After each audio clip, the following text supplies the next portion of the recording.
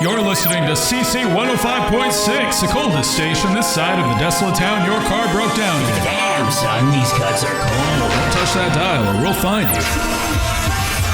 CC 105.6. The voices in my head are speaking in Cantonese now.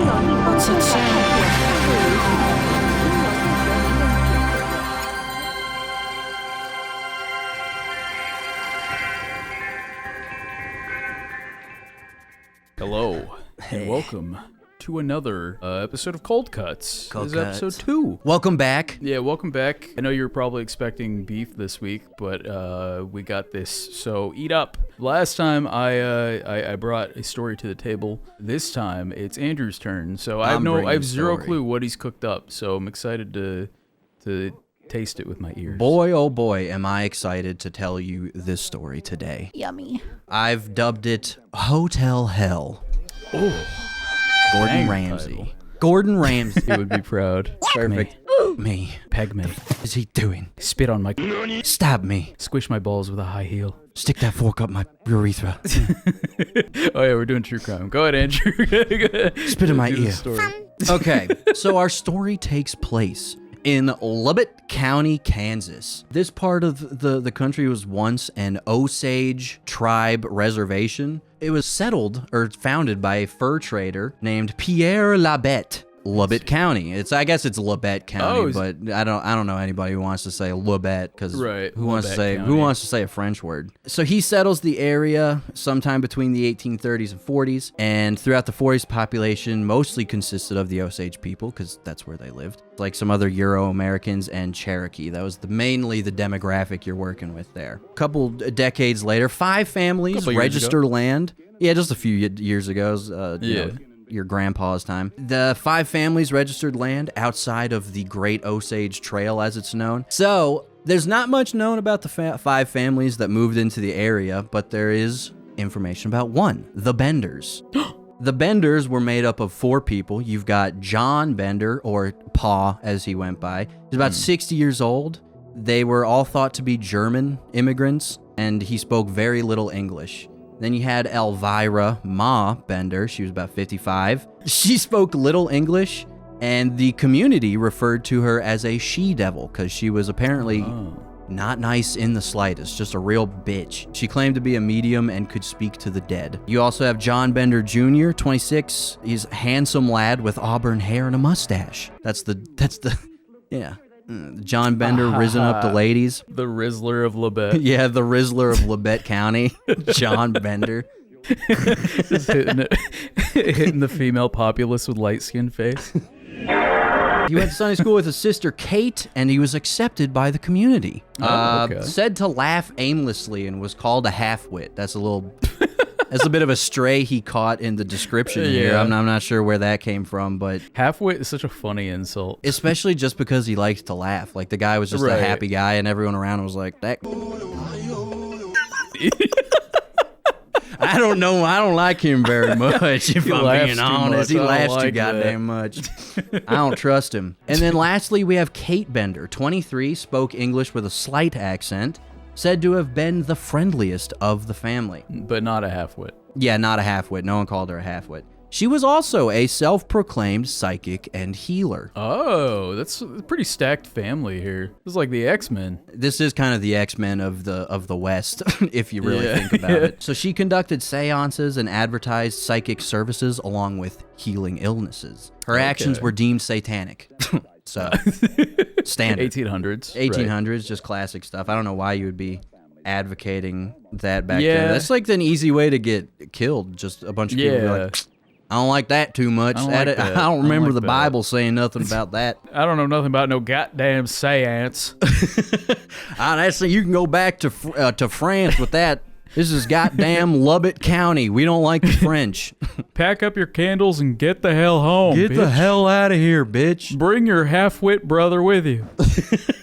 The Benders ran a hotel and a general store out of the front. Elvira and Kate had a little vegetable garden and orchard out back behind this as well. What did they grow? Apples, corn, fur. They grew the fur. They grew the fur themselves. This homegrown fur. You don't want to miss out on this. Yummy. So, starting in 1871, this is about a year after the 5 families moved in, people started disappearing. They started going out to the Osage Trail and never being heard from again. May 1871, a man named Jones is discovered with a crushed skull and a slit throat in Drum Creek. Oh. December 1872 through March 1873, approximately 16 more people go missing, and the town at this point is like, what gives? Why are people What's happening? What is happening here? Why are people showing up trying to buy some furs, get a little corn maybe, and then they're gone. They're gone. They disappeared. It's over. It's the only things to do in Kansas. Winter 1872, George Newton Longcore and infant daughter Marianne leave Independence and head to Iowa to settle. Spring 1873. The neighbor of Mr. Longcore, Dr. William Henry York. He knew that the guy and his daughter were going out that way, and he never heard back from them. I guess back in the day, if you were leaving, you'd tell your neighbors and be like, hey, I'll write back when I get there. If I don't, something happened. I didn't make it. My skull is probably crushed, and my throat is probably slit. And I'm probably in a creek somewhere. He hasn't heard back from him. He leaves and heads out. He arrives in Fort Scott on March 9th and meets with his brother, Ed York. I guess he's got the whole York family in on this, trying to find his long-lost neighbor and daughter. And there's no leads. Neither of them really know what happened to this guy. He's just gone. So he head back to Independence, but he never arrives in Independence. No! What happened? Well, so starts the investigation into the missing doctor. Enter Colonel Alexander M. York. Yo. Brother of Dr. William Henry York and Ed York. So along with Ed York, but he knew his brother was coming out that way to investigate the disappearance of his neighbor. So he heard tale. Like a good neighbor, Ed York is there. So when his brother leaves and then doesn't return home, he's like, okay, this has gone on about damn far enough. As a member of the Kansas Senate, something funky is going out in this part of the world. I'm heading out there. I'm going to see what's up. So he heads out to question the homesteaders, the 5 families or whatever that live in that area. March 28th, 1973. This has been 19 days since Dr. William Henry York has been seen. So it's over 2 weeks since anybody's heard from this dude. Colonel York and a colleague, Mr. Johnson, arrive at the Bender homestead. He asks the Benders, hey, have you seen my brother? He also had the last name York, might look like me. Have you seen this guy around? Also a white guy, not a colonel. I make sure to bring that up every time. He's not, I'm a colonel. So the Benders say, yeah, we saw him, and he left a while ago, and out here, the Indians probably got him. That was their excuse. And so Colonel York, being a, smart Civil War vet, member of the Kansas Senate. Not a half-wit. Not even, no one dared call him a half-wit. He's a full-witted man who only laughs when it's appropriate. Everybody's missing. The neighbor missing. His brother goes missing. They tell him, yeah, must have been the Indians. He, upon all of this, goes, yeah, that makes sense. And he leaves. Yeah, it must have been the people who don't look like me. April 3rd, 1973. Wait, 1973? That's supposed to be 1873. Oh, okay. If I say, we're jumping in the future. Yeah, 100 years later. Yeah. Everybody's dead. They found him at a Big Lots. Yeah. It turned out he was crazy. He's working as the general manager of a Big Lots. April 3rd, 1873. He returns to the Bender homestead with armed men after receiving a report that Elvira Bender had chased a young woman out of the inn with knives. So I guess he left, and then, someone said, like, hey, that family you talked to might be a little crazier than they seem. You might want to go, chat with them for a bit. Look at that. Now, remember what the descriptions of these people were, and that Elvira Bender famously spoke little to no English. So he comes back. Colonel York, he asks Elvira about it, and she's like, she doesn't respond. She doesn't really speak, and he's like, okay, no fine. Spreckens. No Spreckens. That's the German language. So the colonel's like, all right, I'm going to go talk to someone helpful. He asks John and Kate, or John Jr. and Kate, the youngest. Yeah, John and Kate +8. So he asked John and Kate +8, like, hey, did you have, what's going on down here? What really happened? And they both go, I don't know. Like, I don't know. We don't know. We don't know what happened, man. Move on. So the colonel, I guess, is becoming frustrated, and he goes back to Elvira for whatever reason. I don't know why, but I guess, good on him for doing it. Because he asks her again, like, hey, bitch. That's what I like to imagine he came up to her with. Yeah. Wench. And so he started pressing her again. She gets furious, flips her lid, and screams, that lady was a witch, and she cursed my coffee. Cursed my coffee. She cursed my coffee. And this was the first time that Colonel York had an inkling of, I thought this bitch couldn't speak very good English. She just, white. Yeah, I thought the bitch was white. I thought the bitch was white. I'm sure you're gonna elaborate on that, but how did why was her coffee cursed, and how did that happen? How did she curse her coffee? So the colonel was just asking, like, hey, why did you chase this lady away from your place with knives? Right. And she said she cursed my coffee. She's a witch.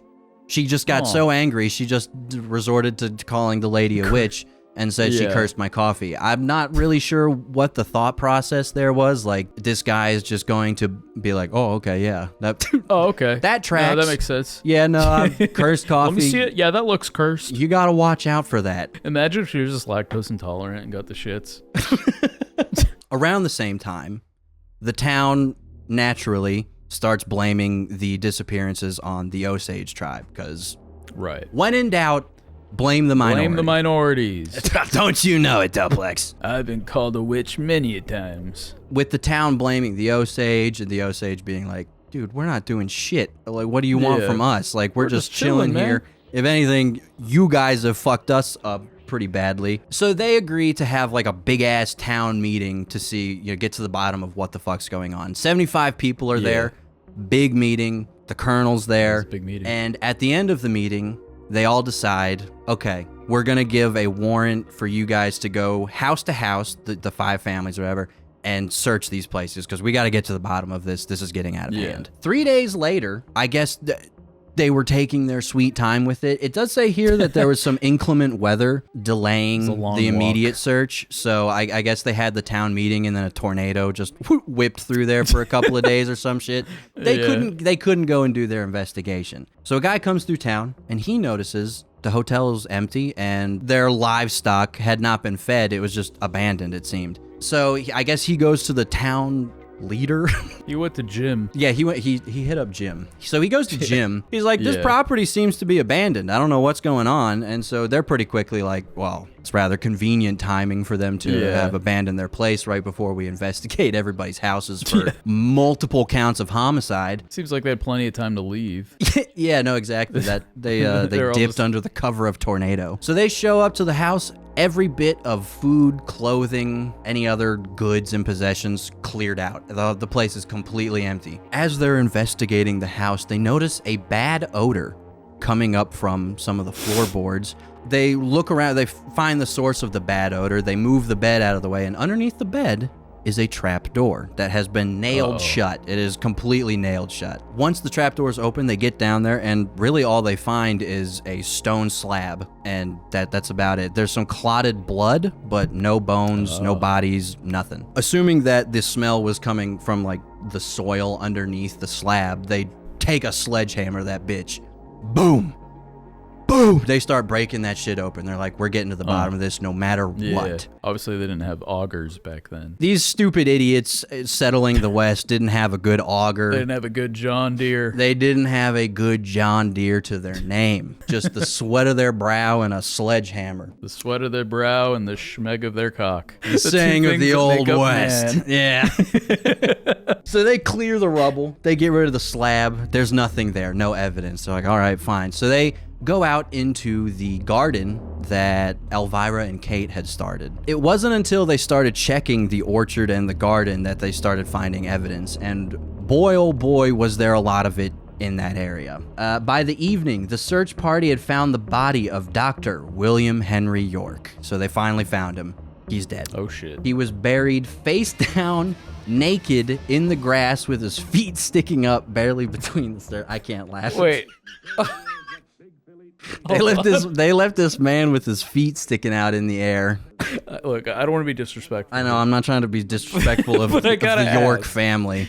I gotta ask, for the sake of visualization, you're saying that they found this man, feet sticking out of the dirt like this? So he was face down, stripped, and like barely under the surface. So they barely buried him, and his feet were just like whoop, sticking out. Wow. So they did not give a fuck about not. Yeah. I can't. I mean, I guess at that point, when you've got some like 20 people missing at that point, you're just like, they're not gonna find us. Leave him with his feet sticking out. Who gives a good tickle his goddamn? toes when I go to plant my corn. It's for good luck. For good luck. Here's for a good season. So the next day, they find 8 more bodies, along with various body parts. Oh, so they dismembered them. Yeah, no, they were killing and chopping and burying in this garden orchard area. So the crowd finding this many bodies, and I mean, I guess there's really only so many things you can do as a human being when you find out your neighbor has killed 20-some people.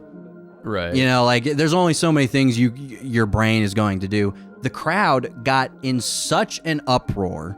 They got so frenzied by just how awful it was, because I think the straw that broke the camel's back was they found the body of Mary Ann, the little baby that had come with Longhorn. No. The single dad and his daughter, they found those bodies, or they found her body, I think. So that at that point, it's just like, these motherfuckers was killing kids. Yeah, like, fuck this. So they get so worked up over this, they all turn on a man named Brockman, who was a friend of the Benders. He just happened to be there as well. I guess he just like he was kind of buddies with them. He showed up to the house to see what was going on. Walking back from the general store. Yeah, walking back from the general store. He's hey like, guys, what's going on? And they all turn on him, and they hang him from a beam in the hotel. They hang him until he goes up. No, it gets even better. God. Okay. So they hang this guy. They're pissed. This dude smiled at the Benders once, so he's target number one. They hang this dude. He goes unconscious. They take him down. They slap his face a little bit, throw some water on him, and revive him and interrogate him. They're like, where the fuck are these two people go? We know you're friends with them. Tell us right now. He doesn't have any answers. So they hang him again. Oh my God. Until he's unconscious. And they bring him back down, and they slap him around, and they revive him, and they interrogate him again. Like, motherfucker, tell us where these people went. They're killing kids. Yeah. He has no answers. Do you want to guess what they did next? Do you want to guess what they did next, Oplex? Don't tell me they hang him again. They hung this motherfucker again. Oh my God. Until he was unconscious, and then brought him down, slapped him up, and sent him on his way. And he was described as walking home like a drunkard or a chicken that had, lost some brain function.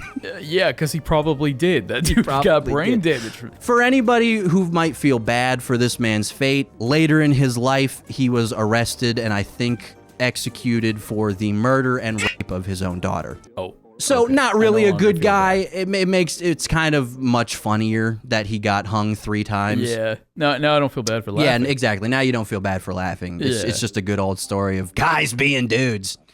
Just hanging a dude up and slapping him around, getting some information. Reviving him. Living the life in Kansas, boys. So, this begs the question, how the heck they do this? How did they do all? How'd they kill that many people? You're right. That question is being begged by me. I'm about to answer it for you, buddy boy. Yes. So, when travelers would show up and stop at the bed and breakfast, I mean, obviously it's along a big trail. It's basically a little hotel stop that you would stop on a big road trip. So they would stop in, and the Benders would honor them by saying, you sit at the head of the table. Oh. Sit up there, buddy.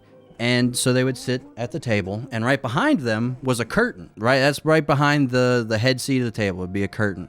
And while they were eating, somebody hiding behind the curtain would come around the corner and bop with a hammer. Oh. They just bam to the side of the head. And then Kate or Elvira would then slit their throats to make sure they're dead. And then after that, the victim would be dumped into the cellar. presumably that's through where- that cool trapdoor they had. That yeah. cool trapdoor. So that's where the smell was coming from. Yeah, so they probably chopped up and like did all the killing on that stone slab. So the blood and Yeah. shit would have soaked into the soil, which is why there Right. was a shitty ass smell there. But then they buried them out in the orchard and stuff. So the big question, what happened to the Benders? Yeah, what happened to him? Detectives tracked the Benders following wagon tracks about 12 miles north of the inn. The wagon had been abandoned, their horses starving, and one of them lame. For the kids at home, they're not just calling him like, this guy isn't cool. He couldn't walk. The horse he couldn't walk. That's what lame meant in this instance.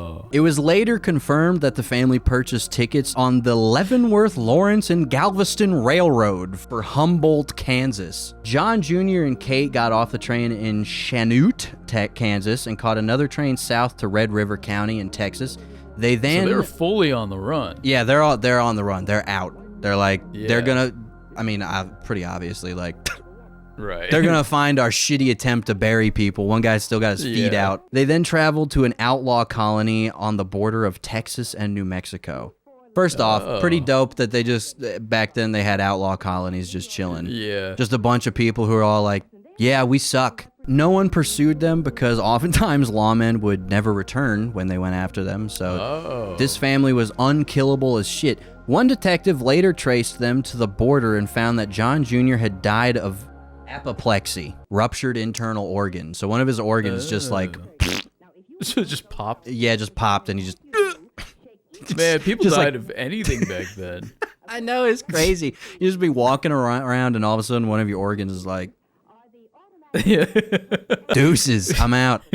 October 31st, 1889, Miss Elmira Monroe, a.k.a. Miss Elmira Griffith, and Miss Sarah Eliza Davis had been arrested in Michigan several weeks earlier for larceny. They were released after being found not guilty, but were then immediately rearrested for the Bender murders. In mid-October, Deputy Sheriff Leroy Dick... There's that manly name. There's that I bet he manly got name. Some schmeck on his cock. Miss Monroe, a.k.a. We believe potentially Elvira, resisted, declaring that she would not be taken alive, but was subdued by local deputies, so she was taken alive. Sarah Davis claimed that Elmira Monroe was Elvira Bender, but that she was not Kate, but it was her sister Sarah. Her sister Sarah was Kate. This is going to get a little confusing because they immediately just start blaming each other. Monroe continued to deny the identification that she was Elvira and accused Sarah Eliza of being the real Kate Bender. So it's kind of like Spider-Man. Everybody's pointing at each other. Can I just say, if you are on the run for murder, right? Your name is Elvira, and you want to disguise your identity. I've got it. I've got it. Elmira. No one will ever Elmira. know. It's like fucking Clark Kent putting on the glasses. It does nothing. You added an M. People were Well, fucking technically, dumb. bro, Jesus. it's ALM and not ELV. Oh, right. Yeah. Deputy Sheriff Dick escorted the pair to Oswego, Kansas, where 7 members of a 13-member panel confirmed the identification and committed them for trial. So 7 of the 13 people went, that's the bitches right there. I remember them. They was slitting people's throats. Kate was busting out the seance candles. While the 2 women were certainly criminals and liars, as their defense attorney admitted, the charges were weak and many people doubted their identification as the Benders. Additionally, the older woman reportedly spoke with no accent, whereas Ma Bender struggled to speak English fluently. But I have a little bit of a concern about that because one of the big things that led Colonel York to be like, I think these people might be up to something, is the fact that Ma Bender was like, she's a witch, she cursed my coffee. cursed my coffee. She could speak decent English. Right. So, I was like, going to ask about that. so I don't know. Huh. And that leaves us with, were they the 2 Bender ladies or were they not? And that is the end of our story. That is Hotel Hell. Great story. Really, really loved how you pieced that little ditty together. Yeah, no, it was interesting. Yeah. The disappearances is kind of crazy. Like the fact that they had a big ass town meeting and just took a couple of days, and then they were like, "We out," and then they just never found them. It's kind of nutty, I guess. Like, you know, obviously, I don't know much about the law, fucking the laws, period. Especially back in the 1800s, because I mean, like, I don't know how their fucking trials go. You know what I mean? Because I feel like one guy was writing down Elvira, accidentally drew the V upside down and did another V. Then he was like, wait a second. Wait. I feel like that was her. I don't know. I personally, I kind of think that they got him and then they let him go. Yeah. I think they got their asses. Yeah. How long after the murders was this when they found them? 1889. So this is like 15 years or some shit. It's a couple. It's been a minute. Yeah. I feel like at that point you're kind of, at least back then, right? Because they didn't have like fucking toxicology reports. Nobody was poisoned, but like they didn't have like autopsies to be like, oh, this is consistent with this. This person looks like this. Let's age her up and then compare. You know, yeah, no, like exactly. A bunch of people in a room to be like, I think so. You know, if I squint. And then, yeah, and then other people like bad memories. You know, we're just like, I don't know. You know, so I feel like it's hard to say.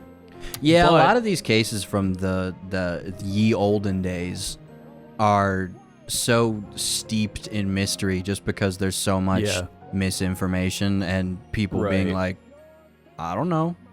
Yeah. And you know, like you go a mile down the road and you can live a completely different life. Yeah, yeah, exactly. You move like 3 miles over and you can just change your name to Almira and people will be like, okay. Okay. Welcome to town. Well, that was a great story. Thanks for sharing. Thank you, bro. Of course. Leave in the comments what you think happened to the Bennett family. What do you think happened to fucking Elvira or Elmira or Elpira? What do you think happened to John Cynical. Jr. Jacob Jingleheimer Schmidt Jr. and Bender. K+8? And K+8. All right. This has been Cold Cuts, and we will catch you on the next one. Later. Smooches for the road. Later, Goodbye. later, my sweet little detectives. Mwah.